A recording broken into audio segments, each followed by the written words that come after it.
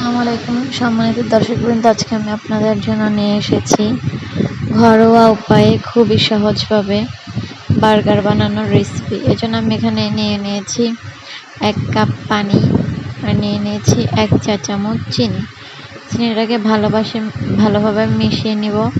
মিশিয়ে নিয়ে এখানে দিয়ে দেব 1.5 চামচ ইস্টটাকেও দিয়ে ভালোভাবে মিশিয়ে নেব। অতঃপর ইস্টটাকে আমি আধা ঘন্টার মতন রেখে দিব রেস্টে। আপনারা অবশ্যই আমার ইউটিউব চ্যানেলকে সাবস্ক্রাইব করবেন, লাইক করবেন আর কমেন্টে আপনাদের মূল্যবান মন্তব্য জানাবেন। আমি এখানে নিয়ে নিয়েছি আধা কেজি ময়দা, নিয়ে নিয়েছি একটি ডিম আর 1 প্যাকেট গুঁড়ো দুধ। এবার এগুলোকে ভালোভাবে মিশিয়ে নিব। আপনারা আমার ফেসবুক পেজে ফলো করে দেবেন। আমি ডিসক্রিপশনে আমার ফেসবুক পেজের লিংক দিয়ে দেব।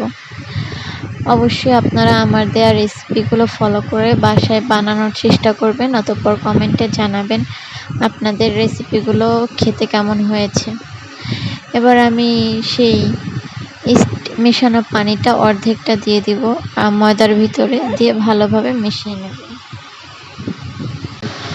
ভালোভাবে মিশিয়ে এবার এর ভিতরে দিয়ে দেব সামান্য পরিমাণে সয়াবিন তেল দিয়ে আবার ভালো করে মিশিয়ে নিয়ে বাকি যতটুকু পানি ছিল অতটুকু মিশিয়ে নেব।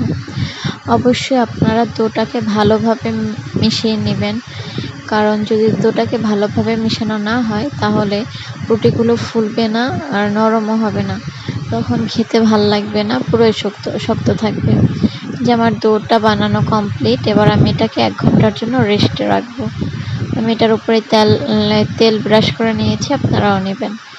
এই যে আমি ডোটাকে আবার মেখে নিয়ে এরপরে যে ছোট ছোট আকারের লিচি কেটে নিয়েছি। এবার লিচিগুলোকে আমি অফ ক্যামেরায় সবগুলোকে রুটির শেপ দিয়ে নিয়েছিলাম। এই যে আপনাদেরকে একটা দেখালাম।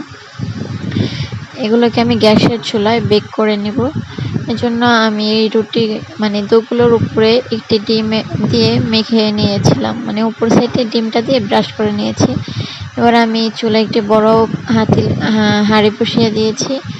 এর উপরে একটি স্টিলের প্লেট বসিয়ে দিয়েছিলাম। তার উপরে আমি তিনটি করে রুটি দিয়ে তারপরে বেক করে নিয়েছি। আপনাদের যাদের বাসায় ওভেন নেই তারা অবশ্যই আমার এই পদ্ধতিকে ফলো করে বার্গার বানিয়ে খেতে পারবেন বাসায়। এই যে আমার রুটিগুলো মাশাআল্লাহ অনেক সুন্দর হয়েছে, এত পরিমাণে সফট হয়েছে যে একটা ফেটে গিয়েছে। আপনারা অবশ্যই বাসায় বানাবেন।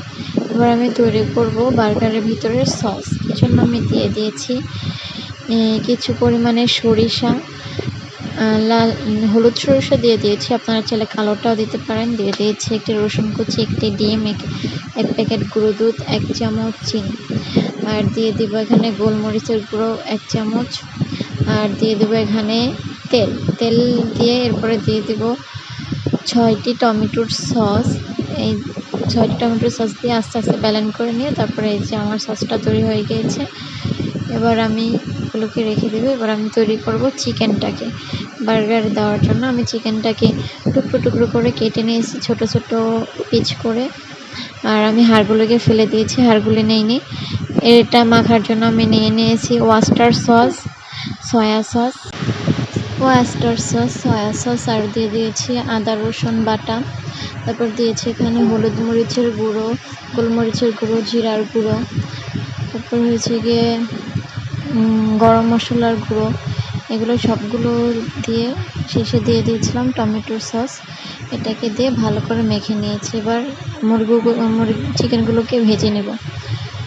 এজন্য একটি কড়াই তেল দিয়ে চিকেনগুলোকে ভালোভাবে ভেজে নিচ্ছি আমি।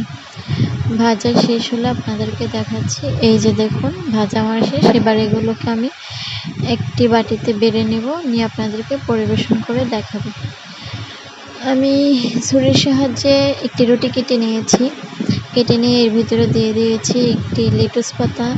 প্রথমে দিয়ে দিয়েছিলাম সস, তারপরে দিয়ে দিয়েছি চিকেন, তার উপরে দিয়েছি একটি লেটুস পাতা, তারপরে দিয়েছি গিয়ে পেঁয়াজ কুচি।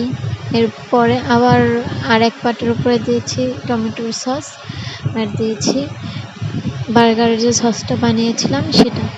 এবার এটাকে একসাথে করে এই যে দেখুন সার্ভ করছে।